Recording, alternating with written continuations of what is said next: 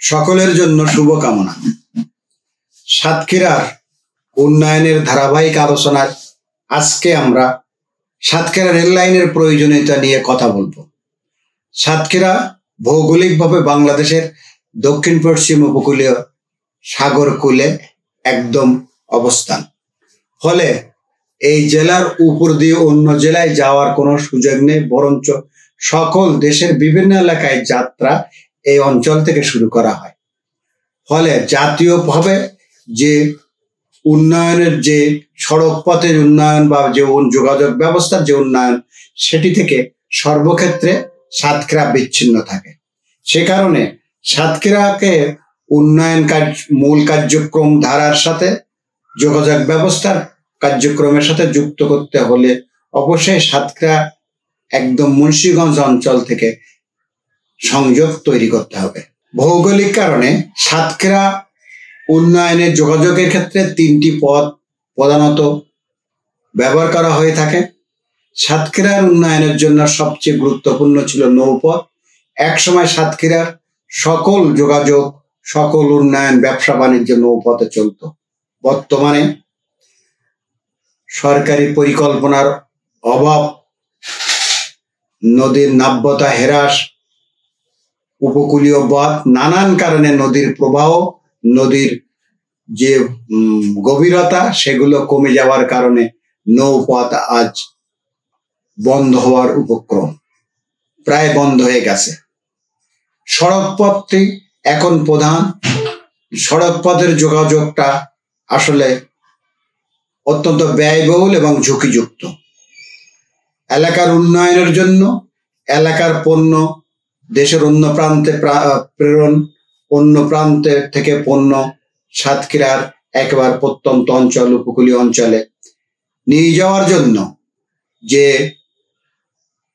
ব্যবস্থা পরিবহনের মাধ্যমে, সড়ক পরিবহনের মাধ্যমে, তা অত্যন্ত ব্যয়বহুল হয়।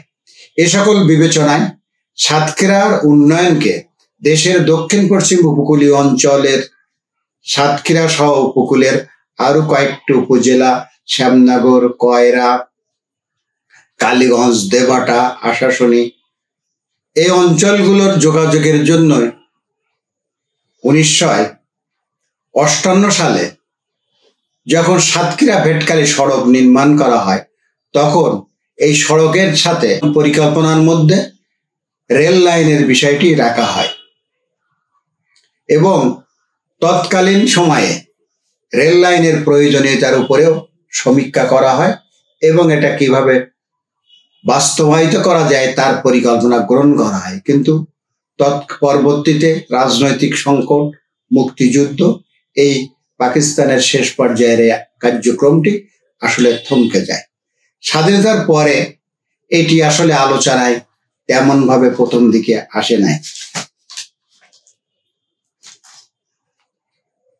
70 দশকের শেষ থেকেই এই অঞ্চলে ট্রেন লাইনের আবার প্রয়োজনীয়তা অনুধাবন করা শুরু করে মানুষ, যখন প্রায় নৌপথ বন্ধ হয়ে যায়।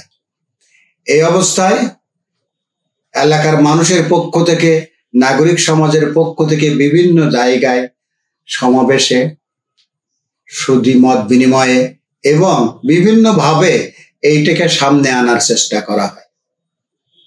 2010 সালে আইলা পরবর্তী সময়ে সাতক্ষীরায় বেশ কয়েকটি উন্নয়ন প্রকল্পের ঘোষণা দেয়া হয় সরকারের পক্ষ থেকে। তার মধ্যে মুন্সিগঞ্জ থেকে নাবারণ পর্যন্ত রেল লাইনের কার্যক্রমের কথাও বলা হয়। 2010 সালের এই ঘোষণা পরবর্তীতে এর সম্ভাব্যতা যাতে যাচাই করা হয়, একটি বিদেশি কোম্পানির মাধ্যমে এই নাবারণ থেকে মুন্সিগঞ্জ পর্যন্ত রেল লাইনের প্রয়োজনীয়তা এবং সম্ভাব্যতা যাচাই করা হয় এবং কোন কোন এলাকায় স্টেশন হবে সেটিও বিবেচনা করা হয়, সেটি দেখা হয়।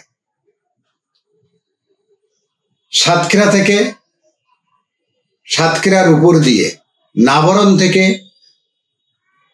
মুন্সিগঞ্জ পর্যন্ত মোট ৯৫.৪২ কিলোমিটার রেল লাইনের এরিয়া ধরা হয়।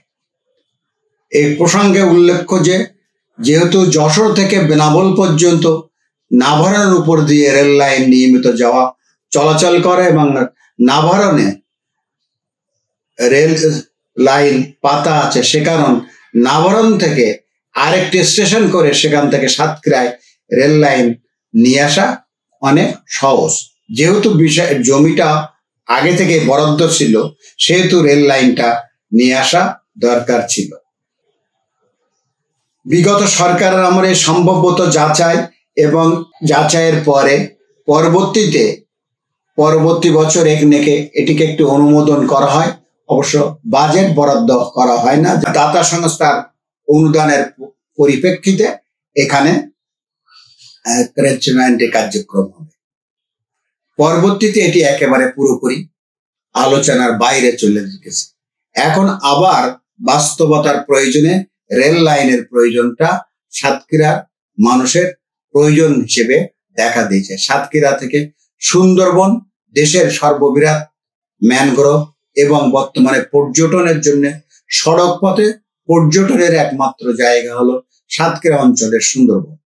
একইভাবে এই এলাকার মাছ, চিংড়ি মাছ এবং সাদা মাছ উৎপাদনের যে এটিকে দেশের বিভিন্ন অঞ্চলে নিয়ে যাওয়া, এই অঞ্চলের কৃষি ফসল নিয়ে যাওয়া।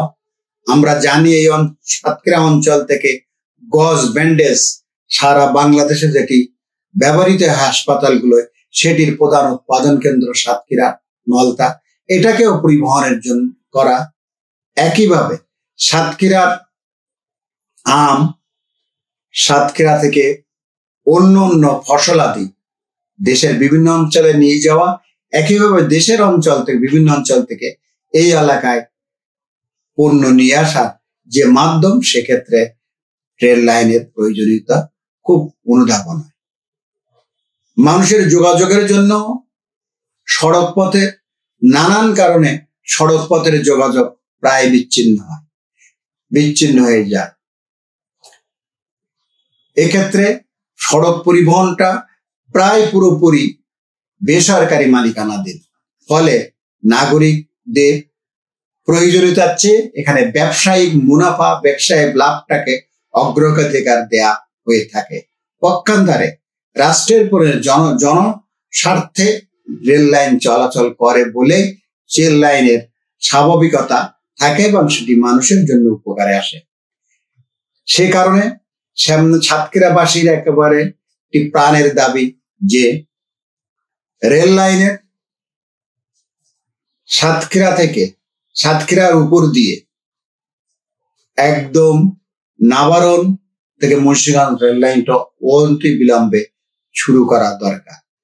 দ্রুত গতিতে যদি নাভারণে একটা স্টেশন করা যায় ন্যূনতম পক্ষে, তাহলে এই যোগাযোগটার প্রাথমিক পর্বটা ওপেন হয়, প্রাথমিক ধাপটাও উত্তীর্ণ হতে পারে।